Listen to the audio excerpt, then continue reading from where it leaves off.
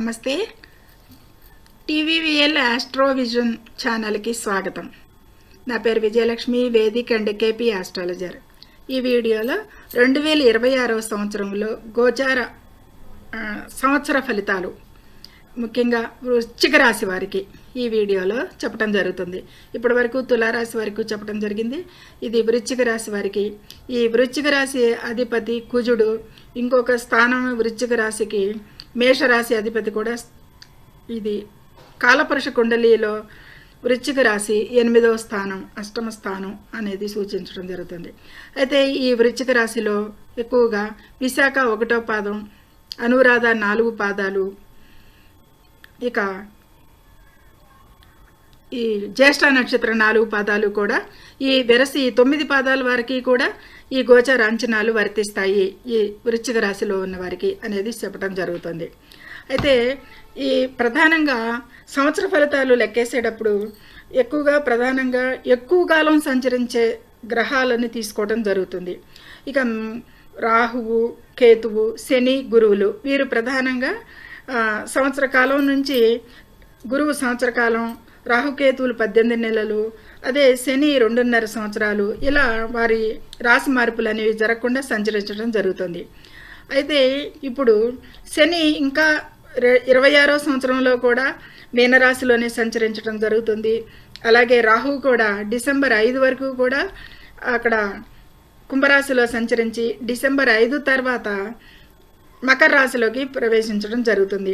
రెట్రోగ్రేడ్లో సంచరిస్తారు కాబట్టి రాహుకేతువులు మకర రాశికి రావడం జరుగుతుంది సంవత్సరాంతంలో డిసెంబర్ 6వ తారీఖు నుంచి.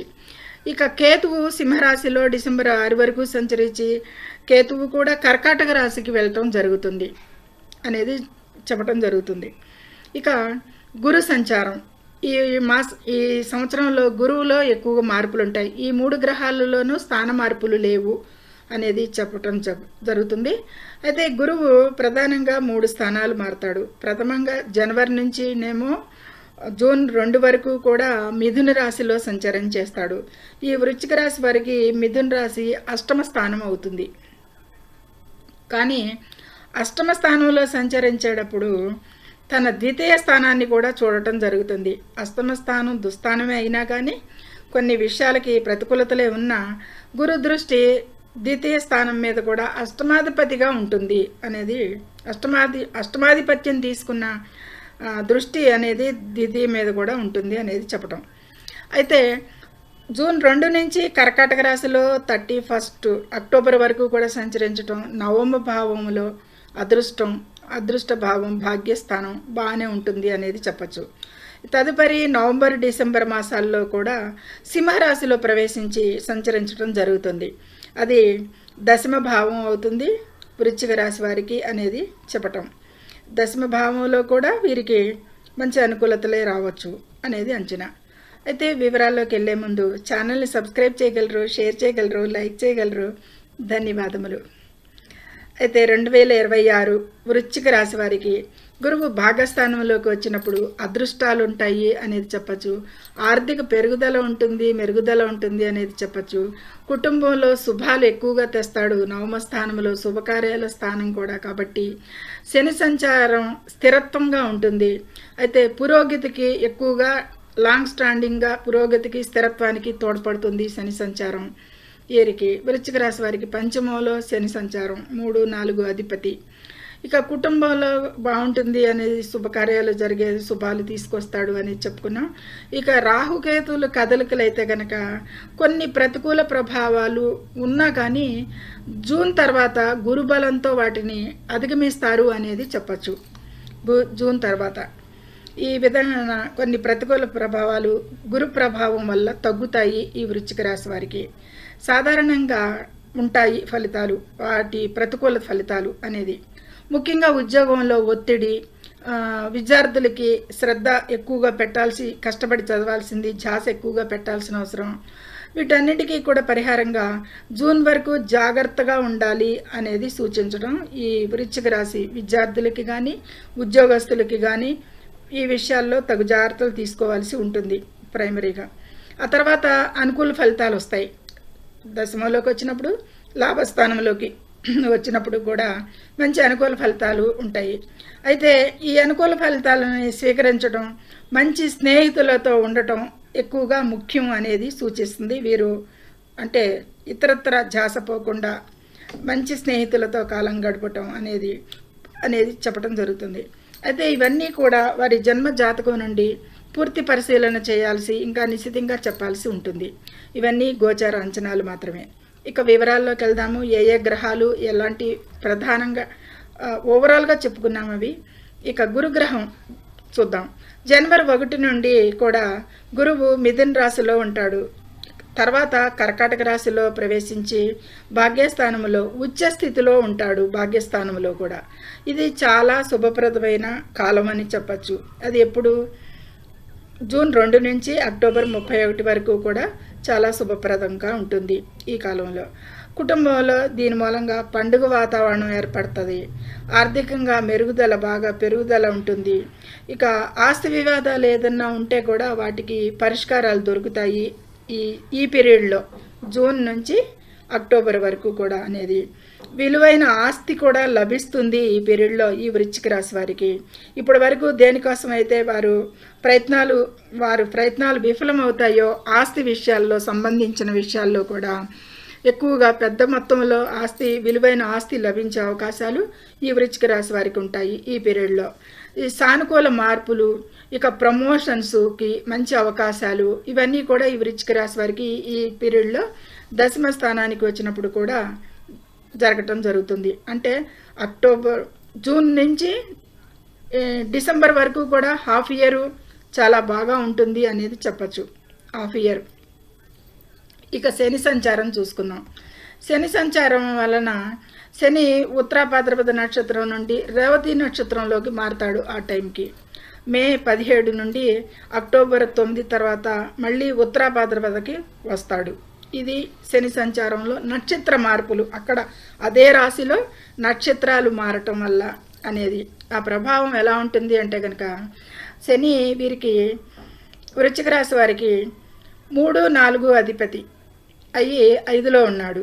కాబట్టి ఎక్కువగా వీరికి స్థిరత్వం అనేది ఎక్కువగా బలంగా చేకూరుతుంది అనేది చెప్పచ్చు. అంటే పనులు కొద్దిపాటి ఆలస్యాలైన వీటికి వారికి ఉన్న విషయాలు కానీ వారు తలపెట్టిన పనులు కానీ అన్నీ వాటిల్లో కూడా ఆర్థిక పరంగా అవనివ్వండి, ఆస్తిపరంగా అవనివ్వండి స్థిరత్వాన్ని ఏర్పరుస్తాడు ఈ పీరియడ్లో అనేది దోహదపడుతుంది.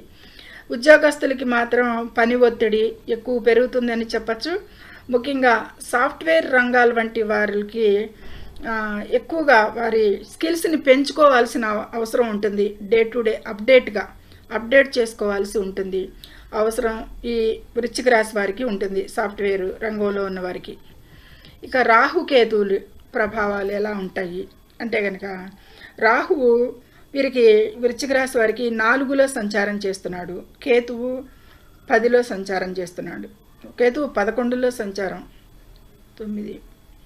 10లో సంచారం చేస్తున్నాడు. కేతువు సింహరాశిలో 10వ స్థానం. కాబట్టి వీరికి రాహు డిసెంబర్ 5న మారతారు. రాహుకేతువులు ఇద్దరు కూడా నవంబర్ 25న ఆశ్లేషలోకి వీళ్ళు కొన్ని వివరాలు ఎలా ఉంటాయి వీరికి సంబంధించి అంటే కనుక క్లుప్తంగా సంవత్సరం ప్రారంభంలో కొన్ని ఇబ్బందులు ఉన్నా కానీ గురుబలం వల్ల వాటిని తర్వాత సంవత్సరం భాగంలో ద్వితీయ భాగంలో వాటిని ప్రతికూలతలు తగ్గుతాయి అనేది.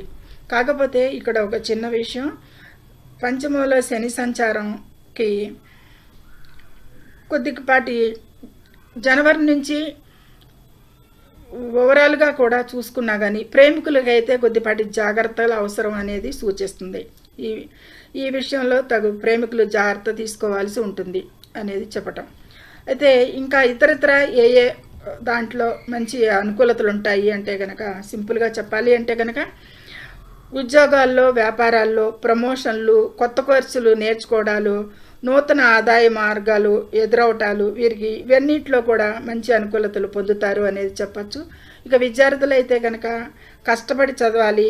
ఉన్నత చదువులకి, విదేశీ విద్యకైతే అవకాశాలు వస్తాయి. కానీ వీరు పట్టు వదలకుండా శ్రమ చేయాల్సి ఉంటుంది. నిరంతర శ్రమ వీరికి మంచి అనుభవాలు, మంచి ఫలితాలు తీసుకొస్తాయి అనేది చెప్పటం. ఇక ప్రేమికులకి వివాహాలకి సంబంధించింది జీవిత భాగస్వామితో అయితే కనుక మంచి అనుకూలతలు పెరుగుతాయి అనేది చెప్పచ్చు. ప్రేమ వివాహాలు కొద్దిపాటి కష్టం అవ్వచ్చు అనేది సూచిస్తుంది. ప్రేమికుల మధ్య కొద్దిపాటి అనుకూలతలు తక్కువ ఉంటాయి అనేది చూపిస్తుంది. వారు మాత్రం తగు జాగ్రత్త తీసుకోవాల్సి ఉంటుంది. ఇక ఆరోగ్య విషయానికి వస్తే కనుక వృశ్చిక రాశి వారికి రాశ్యాధిపతి అక్కడ ఆరోగ్య అధిపతి కూడా. మానసిక ఒత్తిడి తగ్గించుకోవాలి, తప్పుడు సలహాలు వద్దు అనేది కూడా సూచిస్తుంది. అంటే అష్టమంలో గురు సంచారం అంతా మానసిక ఒత్తిడికి కొద్దిపాటి చర్యలకి దోహదం పడతాడు. గురువు ఎంత అనుకూల శుభ అయినా కానీ అది వృశ్చిక రాశి వారికి దుస్థానం అవుతుంది. కాబట్టి దానికి మిత్రస్థానం కూడా కాదు అది. కాబట్టి గురువు కొద్ది మానసిక ఒత్తిడి ఉంటుంది. కొంచెంపాటి తప్పుడు సలహాలు ఇచ్చిన వాటిని స్వీకరించడం కానీ వాటిని అనుకరించడం కానీ ఈ కాలంలో చేయకుండా ఉండటం చాలా ఉత్తమం. జూన్ వరకు కూడా అనేది ముఖ్యంగా చెప్పడం జరుగుతుంది. ఇక ఈ విధమైన అనుకూల ప్రతికూలతలు ఉంటాయి అనేది అప్ అండ్ డౌన్స్గా మిశ్రమంగా ఉంది. హాఫ్ ఇయర్ బాగుంది, హాఫ్ ఇయర్ నుంచి మంచి గ్రోత్ ఉంటుంది, హాఫ్ ఇయర్ వరకు కొద్దిపాటి అనుకూలతలు తక్కువ ఉంటాయి ఈ వృశ్చిక రాశి వారికి. ఇక పరిహారాల వరకు చేసుకుంటే కనుక చెప్పుకుంటే జూన్ వరకు జాగ్రత్తగా ఉండాలి. అది మంచి పరిహారం, జాగ్రత్తగా ఉండటం అనేది. ఆచితూచి వ్యవహరించండి అక్కడ వరకు కూడా. జూన్ తర్వాత అనుకూల పరిస్థితులు వస్తాయి, సద్వినియోగం చేసుకోండి వాటిని మళ్ళీ అప్పుడు ఇతరుల మాటలు, చెప్పుడు మాటలు విని దుర్వినియోగం చేసుకోరాదు. వాటిని సమయం వచ్చినప్పుడు. ఎప్పుడైనా సరే అదృష్ట దేవత ఒక్కసారి తలుపు కొడుతుంది అంటారు మన పెద్దలు కూడా. అలా వచ్చినప్పుడు మాత్రం దాన్ని కాలాన్ని వినియోగించుకోండి. అదొక మంచి పరిహారం. సాధారణంగా అయితే ఏంటంటే చెడు స్నేహాలకి దూరంగా ఉండాలి. ఈ వృశ్చిక రాశి వారు కొద్దిపాటి వైఫై లాగా వారు చెడు స్నేహాలు వైఫై లాగా వీరి చుట్టూ ఉండటం జరుగుతుంది. వారికి అట్రాక్ట్ అవ్వకుండా ఉండండి. మంచి స్నేహితులతో ఉండండి. నిరంతరం మీ స్కిల్స్ని మెరుగుపరచుకోవడానికి మాత్రమే ప్రయత్నం చేయండి. అట్లాంటి స్నేహితులని వాడుకోండి అంటే అట్లాంటి స్నేహాలను మీకు యూజ్ అవుతాయి అనేది చెప్పటం. ఇక ప్రత్యేక పరిహారాలంటే కనుక గురువుకు సంబంధించింది. అష్టమాధిపతిగా జూన్ వరకు అనుకూలం లేడు. అష్టమాధిపత్యం తీసుకున్న గురు సంచారం అనుకూలంగా లేదు. కాబట్టి గురువుకి శని పంచమంలో అనుకూలంగా లేడు. అట్లాగే రాహు 4లో అనుకూలంగా లేడు. కేతువు 10లో కూడా కొద్దిపాటి అనుకూలతలు తక్కువే ఉన్నా పర్వాలేదు అన్నా కానీ ఏమైనా ఈ 4 గ్రహాలకి కూడా సంబంధించి పూజలు, దానాలు చేయడం చాలా మంచిది అని సూచించడం జరుగుతుంది. ఈ ఖచ్చితమైన పరిహారాల కోసం అయితే కనుక జన్మ జాతకాన్ని చూసి ఇక చెప్పాల్సి ఉంటుంది. ఇవి సాధారణ అంచనాలు, గోచార అంచనాలు, సాధారణ పరిహారాలు చెప్పడం జరిగింది. సర్వే జనం సుఖినో భవంతు. నచ్చితే లైక్ చేయండి, షేర్ చేయండి, కామెంట్ చేయండి, సబ్స్క్రైబ్ చేయండి. ధన్యవాదములు.